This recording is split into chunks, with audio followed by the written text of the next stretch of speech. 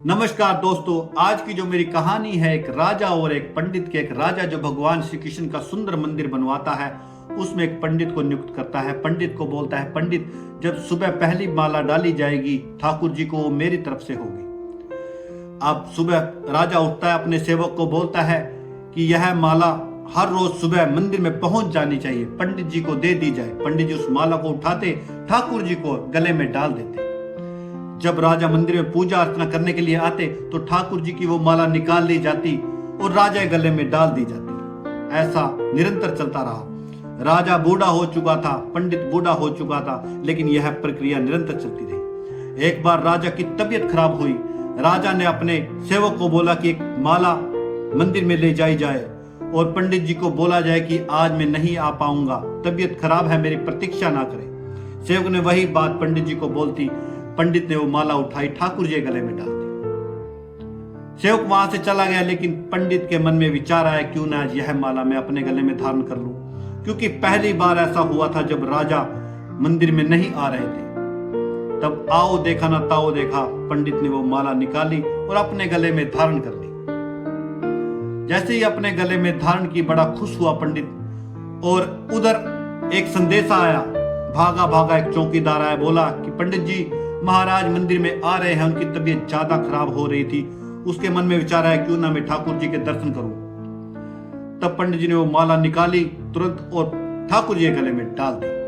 अब कुछ ही पल में राजा मंदिर पहुंचे, प्रभु को नमस्कार किया। पंडित जी ने वैसा ही किया, ठाकुर के गले से माला निकाली और राजा के गले में डाल दी।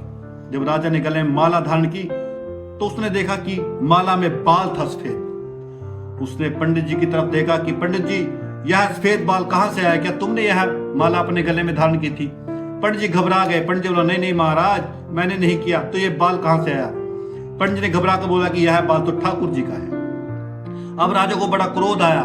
राजा ने उसको बोला कि अगर यह बाल ठाकुर जी का नहीं निकला तो तुम्हें मृत्यु दंड दिया जाएगा।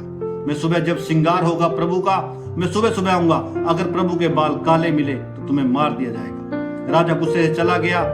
फिर उसके बाद पंडित जी प्रभु के सामने पूजा अर्चना कर रोता रहा, दंडवत प्रणाम करता रहा, महाराज मुझे माफ कर दो, मुझसे गलती हो गई, ये राजा मुझे मार देगा, मेरी लाज रखना। सारी रात रोता रहा, जाप करता रहा। जब प्रभु का सुबह श्रृंगार होता है, ताज उठाया जाता है, राजा अचंभित रह जाता है।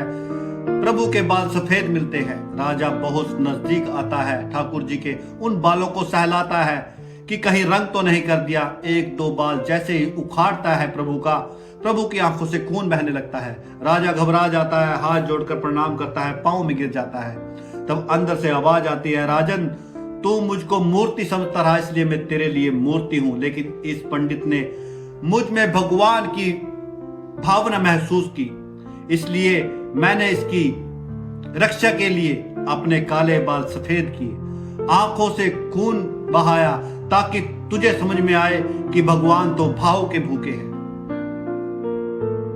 यही कहानी बयां करती है, मानो तो पत्थर में भी भगवान है, ना मानो तो कुछ भी नहीं। तेरे लिए मैं मूर्ति हूं आज से, और इस पंडित के लिए भगवान होते हैं भाव के भूखे। यह मेरी छोटी सी कहानी आपको कैसी लगी कमेंट सेक्शन में जरूर बताएं। जय श्री राम, राधे राधे।